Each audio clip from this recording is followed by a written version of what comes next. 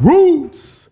Hey, what's rooting, kings and queens? It's another episode of Root Talk Podcast, and we got a very special guest this episode, man. One of my brothers, one of my mentors, man, and very heavy in the financial literacy space. You know what I'm talking about? So, we love to talk about that money, but not only the money, the mentality of it as well. You know what I'm saying? And just through life. So, it's another episode of Root Talk Podcast. It's Kingg Roots reaping his fruits. You understand me?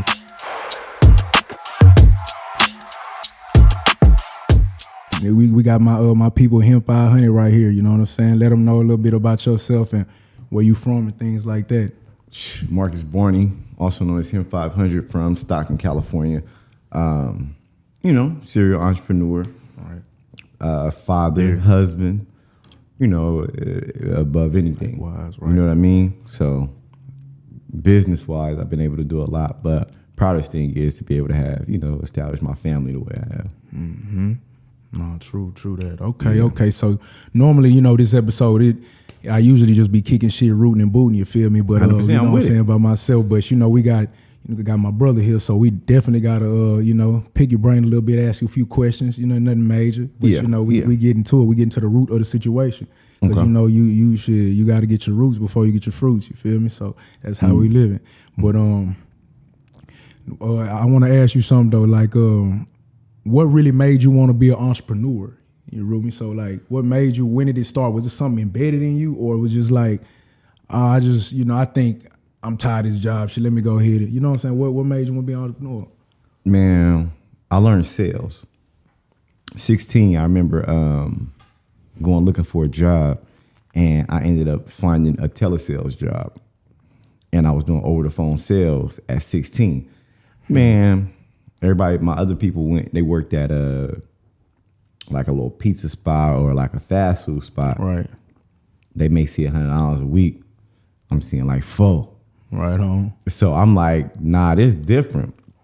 I got a $650 check one week. I said, it's a move, but it's different levels. Right. And that's it gave me the confidence to sell. It gave me the confidence to pick that phone up and call somebody and start learning sales at 16. So from there, I went and got my real estate license at 18. Okay. Yeah, I got mine too, man. I ain't never sold a house, but shit, I got that mug. You know what I'm saying? See what I'm saying? First house I sold was mine, but yeah, go ahead. You got your real estate. Got my real estate license. And then once I did that, once I got my real estate license, that confidence transferred over. Right, for sure.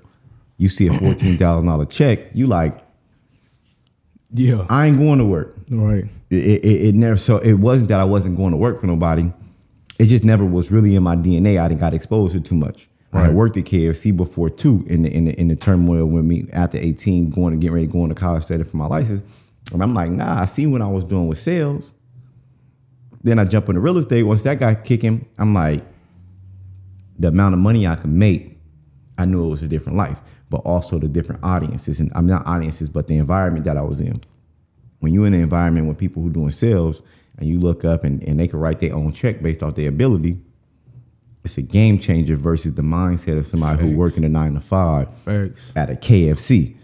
Right. It's a total different employee, and you like, nah, this ain't the energy I need. So get my real estate license, getting in that environment, it just took me to another level, and it exposed me to just like, think bigger, like go get what you need. You know what I'm saying? Like you could realistically eat what you want if you willing to go kill that shit. Definitely got to kill it. You know what I'm saying? No, for real.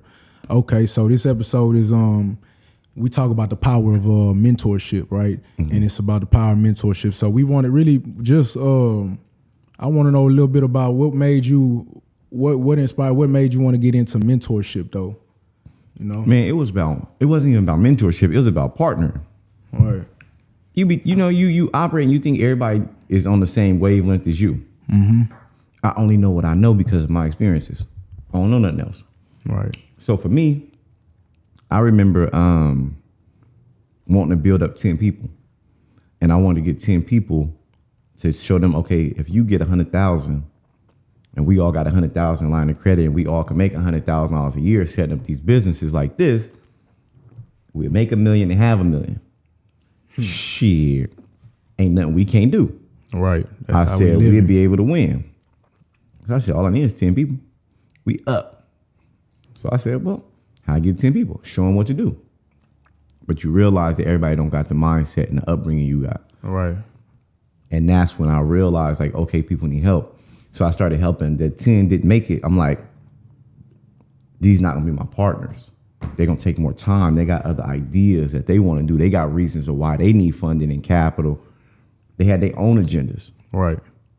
So I said, okay, build to get more people. You'll find your 10 eventually. But in the meantime, you'll make money. And you'll start seeing exactly what people need. Bro, it morphed into what you see today. Like, pretty fast too. It was like, what, you just started this mentorship with in 2020 or something? 2018. Oh, okay. That's when 2018. So right. And then it just grew from there, and it's just been up ever since. Right. No, for sure. No, definitely. And who do you go for? Who do you go to for your mentorship? Like, what would you say? What do you look for in somebody, and who do you go to? I get to a point now where everything I look to learn. So my initial mentors was like Ty Lopez, Eric Thomas, Myron Goldman, my original realtor, another one, Reginald Sylvester. So there's a lot of different people who've mentored me along the way. What I became is a student of constant learning and elevation.